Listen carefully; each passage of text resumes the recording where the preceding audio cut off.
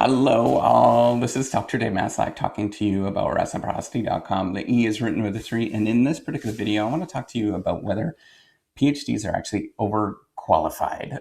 So if you don't know me, I'm an associate professor of innovation strategy and entrepreneurship, and I created this whole reciprocity project to give back as much as I possibly can. There were so many people that helped me out to get through graduate school that I wanted to pay the favor forward and to help you out as much as I possibly can. All right, so are PhDs overqualified? So I think uniformly no, and I think that's a big, strong misperception in terms of people that are actually doing their doctorate. There's a couple of things to think about with this.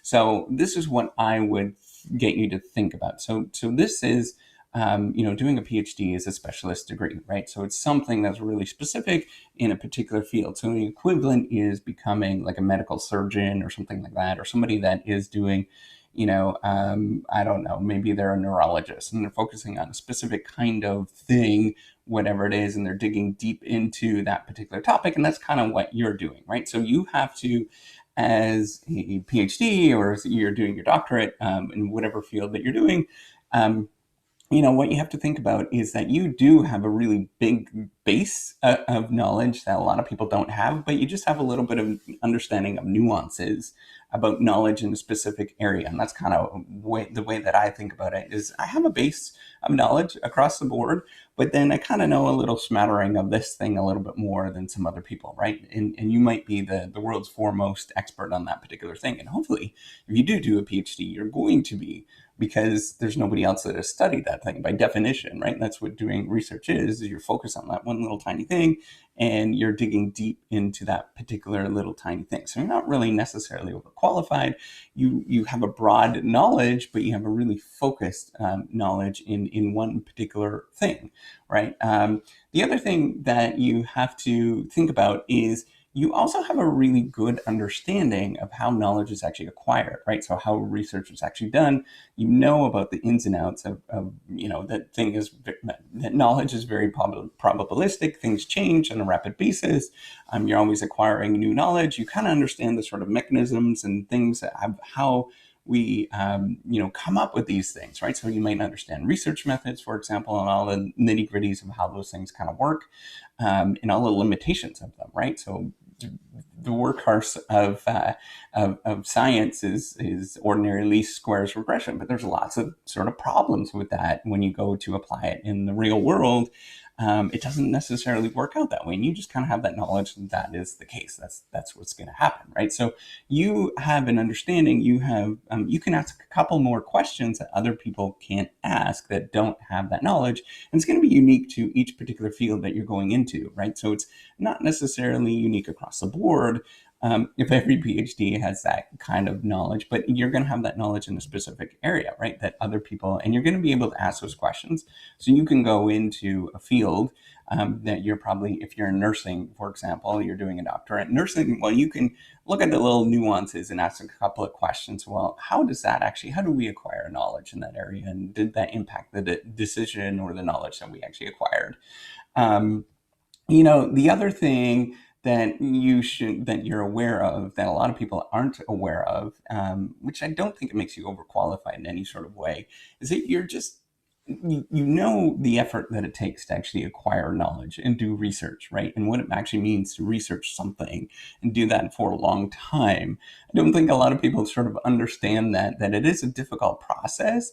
And so to acquire a little bit of knowledge in a particular area, it might take you 5 years, but that means you've only sort of learned just a little bit, right? So you're not vastly different in terms of human beings after that, right? Like, because I've spent years studying something doesn't mean that you are vastly different. You have all this knowledge, broad knowledge, and all that kind of stuff. No, that's not the case. You have a little bit of more knowledge than somebody else, and you've dug in and sort of answered a question that somebody else probably didn't answer before. Whether it's meaningful or not, that's another question, right? So are you overqualified if you do a PhD? I don't think that is necessarily the case. Now, there is other things that I would sort of think about, I'm going to talk about that in a minute, but, is doing a PhD an easy sort of endeavor in any sort of way? Absolutely not.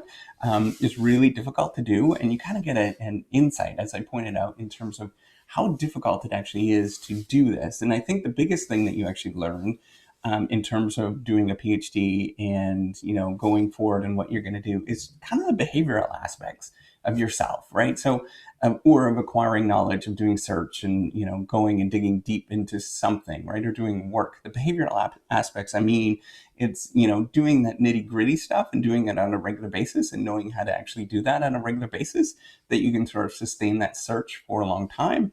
Not a lot of people know that. Not a lot of people kind of have that ability to keep going with that, right? So you have the ability to delay gratification for a very long time, for an extremely long time, that most people can't do. It's like in med school, right? Or you become a surgeon someplace. You are really digging deep into something, and it just takes a long time to acquire that knowledge. And I don't think anybody would sort of say, oh, that surgeon is overqualified in any sort of sense, when they need to actually go to them if they have some sort of rare and unusual thing that they can't possibly find anywhere else, right? You want that person to be quote unquote overqualified because they have the knowledge in that particular area and they can reveal insights that other people can't see.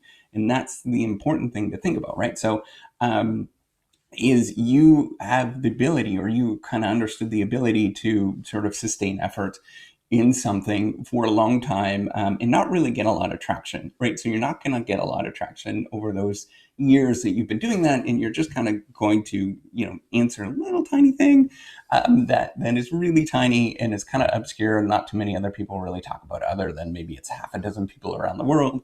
And you think it's important and nobody else kind of thinks it's important. So you have this ability to sort of persist at that thing, right? So do a lot of persistence, and sort of the behavioral aspects is really important.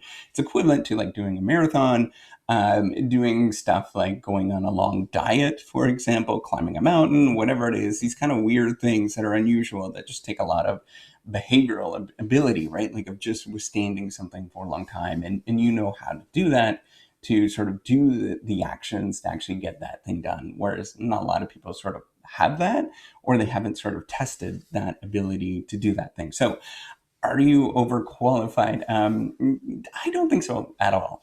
I don't think, if you ask the surgeon if you have something rare and unusual, or a neurologist, if you have something rare and unusual, that they're overqualified, that you're not going to go to them, right? Like that's not how you should be thinking about it. What I think the problem is, though, is sort of positioning in the marketplace. And that's where I was going to go with this. I want you to think about, if you're sort of thinking about this question, is whether you're overqualified and it's difficult to get a job or something like that, is you want to sort of set yourself in terms of positioning in the marketplace that other people see value in you as an individual. And so you have to sort of market and find those skills that are useful and sort of figure out how to market those things in a marketplace, right? So what are those things that other people might sort of perceive as valuable, that you have, that other people can't sort of see? And they're not going to see that right away by just saying a PhD, right? Because everything is different. There's a lot of uncertainty in what a PhD means. Very few people have them. So a lot of people in the marketplace just don't understand it, and they're not going to get it. And so you have to sort of figure out, well, how can I market this? So maybe it is, so for example, maybe you are a PhD in some sort of social science, but you took a lot of stuff about statistics. Well, you can sort of say that you understand statistics and statistical models. And that would be helpful for them as another, maybe it's a company, or maybe it's a school that you're looking into, another institution, whatever it is. Maybe it's a research institute, but you can sort of help them with their sort of modeling efforts with big data or something like that, and be kind of really specific to the needs that they have and sort of match with what they're doing. And that's going to get over that sort of feeling of being overqualified, or if people are asking you about whether you're overqualified. It's not the case at all. You actually just kind of understand the nuances of what's going on, and you're probably just kind of missing the mark in terms of marketing what you're good at and what you can do going forward, right? And you just have to sort of think about how to reframe some of that stuff such that the marketplace sees it. And often the people that sort of do extremely well with PhDs and doctorates and other professors and stuff like that, is they've just figured out how to sort of turn the stuff that they're doing and market it in a really nice way, such that other people can figure out what they're doing, and then they're not kind of doing the sort of obscure stuff, but they're doing stuff that people are like, oh yeah, I get it. And that's where you should be thinking about in terms of figuring out how to actually frame the stuff that you're doing such that other people get it and they can run with it, and they start passing on, like, oh, this person's doing really cool stuff. You should look into this person. So that's all I'm going to talk about in this particular video. Hopefully you found it useful. Give me a thumbs up. Do subscribe to the YouTube channel. I do appreciate it. Take care and have a wonderful day. Bye.